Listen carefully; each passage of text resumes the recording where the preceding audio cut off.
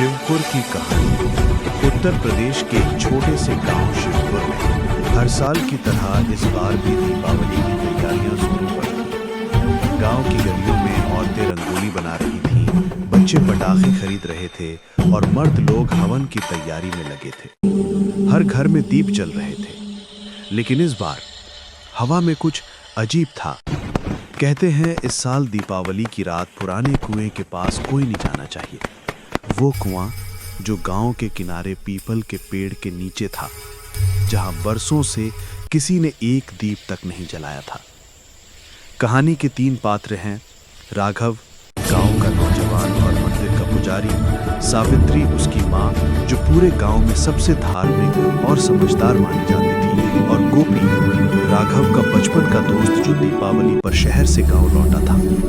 शाम को सब साथ बैठे, दिए जलाए, हंसी मजाक किया, मगर गोपी की नजर बार बार उसी पुराने कुएं की तरफ जा रही थी। गोपी ने हंसते हुए कहा, चल राघव, आज चलते हैं उस कुएं तक, देखते हैं वहां क्या डर छुपा है। सावित्री ने तुरंत टोका, नहीं बेटा, उस कुएं की तरफ मत जाना, वो जगह अपवित्र है, वहां कोई दीप नहीं जलाता।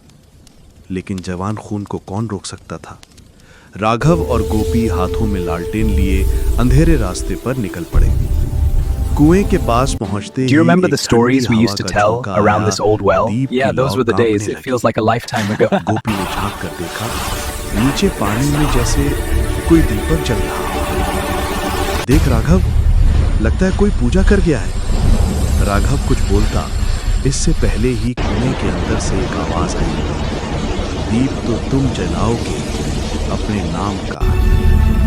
दोनों से हर उठे। राघव ने मंत्र बुदबुदाए, मगर गोपी ने नीचे झांका और जोर से चीख पड़ा। उसने देखा कुएं में उसकी ही परछाई जल रही थी। पानी की जगह आग थी और वो खुद उसमें फंसा हुआ था। अगली सुबह गांव में अफवाह फैल गई कि गोपी रात भर घर नहीं लौटा। गांव वालों ने कुएं के पास देखा, वहां एक नया दीप जल रहा था।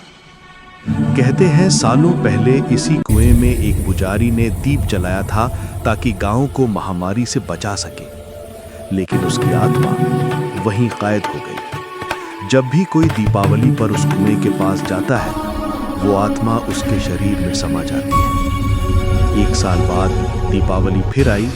राघव ने मंदिर में दीप जलाए, लेकिन उसकी आंखों में अब अजीब चमक थी।